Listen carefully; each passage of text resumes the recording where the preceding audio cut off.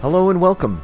On today's program, we get a chance to finish up a series on the mapmakers of Silicon Valley with the opportunity to talk with the mapmaker from the early 90s, Thomas Mikkelsen.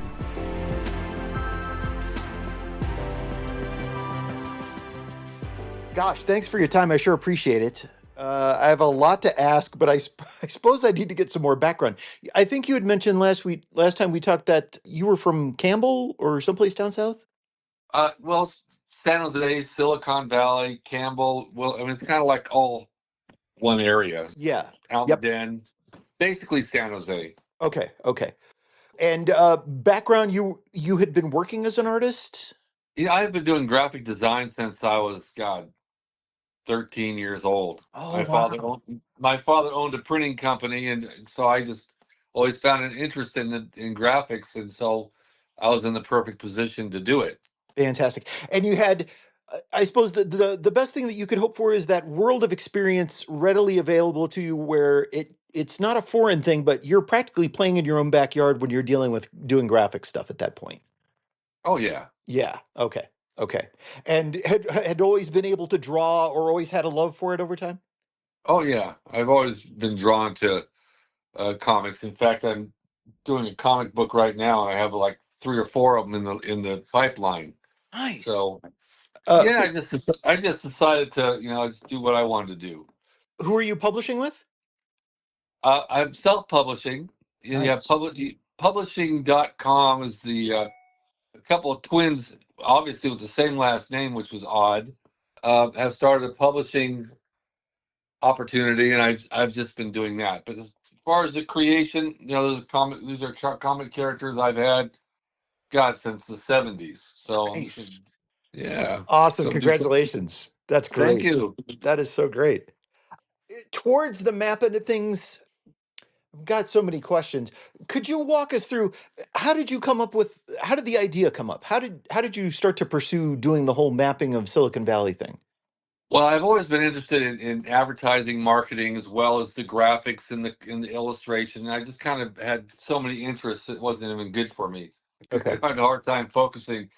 But the and of course, the money you made in those days was just hideous. It was incredible. Hmm. But so you had to be in something that produced, like, printed something physical. Hmm. Anyway, along, probably 1980 somethings, there was a graphics company that put out a Silicon Valley poster, the first one, and they just did it for a self promotion, Hmm. to meet clients, which was genius, actually. Hmm. And I saw that, I thought, well, that could be so much better. Yeah. So I came up with the idea of a calendar, so it could be an annual thing. Hmm. We call it when you could actually have something to sell again the following year. Hmm. And I just started creating my own. So Wonderful. with my printing experience and of using gold foils and embossing and all that, I just came up with the first poster. It was, I think, in 1991. I think, Hmm. or was it 1990? I don't even remember. Wow. One of And, those. but it also, that starts to become the standard afterwards. Is all of a sudden you start seeing all the other guys were starting to use metallic gold leaf and embossing the image. That's That correct. I, yeah. I started that whole thing. Yeah, okay. Can you walk us through the process of how you pull together everything to make the map itself? Well, I just started back in those days. It was really pre-computer, really, and Hmm. I just started doing a sketch. I figured out the print size, the image area I had to do the drawing in, and just all the measurements, and I just started filling it in. Then Mm. I do it piece by piece. In those days, I actually used a photocopy machine to enlarge and reduce different things to make them fit, and cut and paste. And so when I had it all together, I just did a pencil overlay, and then after that, I used a um, vellum overlay and just used pen and ink. Mm. And then we colored it. Basically, I colored all the background with colored pencil, I think. Then all the logos I had created in their appropriate Pantone colors to represent the Hmm. companies Hmm. properly. Hmm. They were actually made in film. overlays. Yeah, it was a whole process then. It was not like today. Yeah. It's not three extra clicks. It's a whole world of headaches to It's a make that. whole world. Yeah, Yeah. it's a major process. Very expensive in those days as Yeah. well. More dedicated to the art form and the quality than the actual profit. Yeah. Yeah. And then from there, could you discuss how do you even get clients? Are you literally door to door?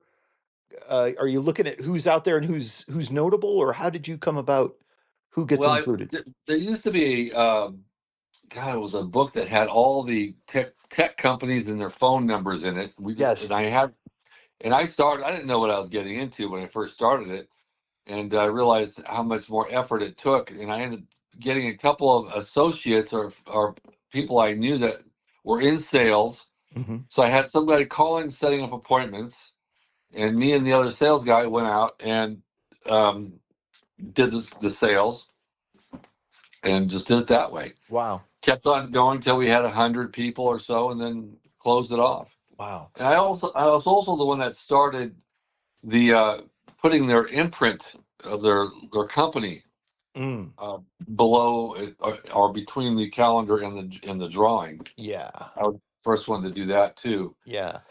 So it became a real promotional piece for them. These things that went all over the world. Yeah, it was pretty cool. It sounds like you were probably using Rich's guide. It was Rich Schmieder. Rich's guide. Yeah, Yeah, that's it. yeah. I look back on that thing and I'm kind of that's another fine instance of it's jaw dropping to think of the man hours, which I don't think a lot of people today could really make an association with. Artists a lot of times can just kind of whip something out in a matter of minutes or or a day or two Uh that huh. yeah, that it took a lot of elbow grease and a lot of effort to make Oh yeah, something realize. a lot of coordination Yeah. as Yep. well, because you weren't just working at it, creating it on your computer, and voila, that's it. Yeah. No, I think later on, I did. That was probably at the eve of where Apple Computer was really coming into its own on graphic software. Hmm. So I think as the years went on, I think I did like 90 to 94, maybe. I think I did Okay. 5 years, four Okay. years. My God, the brain is just realize how much information you really forget. But as it progressed, I did start utilizing graphics programs like Mm. Freehand, Hmm. and of course Adobe's what do you call equivalent, or I don't think it's equivalent, but their Illustrator. Yeah. Yeah. Freehand was so much better. I wish they would have utilized more of that when they took them over. But anyway, that's a whole different story. When you kind of look back on it now, was there any point that you thought this is actually kind of strangely historic when you got Never, into it?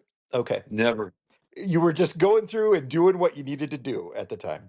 Yeah, I had those right. I had kids, married, and stuff. I just had employees to pay and just a business to run. Because I've Sure. always done graphics. This was just a different level. Okay. So I combined the graphics, the illustration, and the marketing and advertising all in one unit. Obviously, you were there for kind of the weird change that happens with Silicon Valley from it being just some weird specialty industries, kind of Palo and Mountain View, that Sunnyvale, to all of a sudden it became like this weird thing. It became like a movement, but it also started to affect like normal day-to-day life at some Oh point. God, yeah. I mean, the infrastructure here was not prepared for it at all. To Yeah. get across town took an hour. I mean, we had the 2-lane roads, and which are now converted into like 4-lane highways. Hmm. But yeah, it was just an explosion here. I mean, we're still a lot of country, a lot of open land, open fields, open lots, and Hmm. it just took over. I mean, you can look at any one direction and see like, 4 or 5 sky cranes, putting up buildings and stuff. It was pretty crazy. So, as far as the maps that you had done, you were really active in the 90s. What was kind of the last issue, and what was the signal to you that it's time to move on? There are other projects to be done.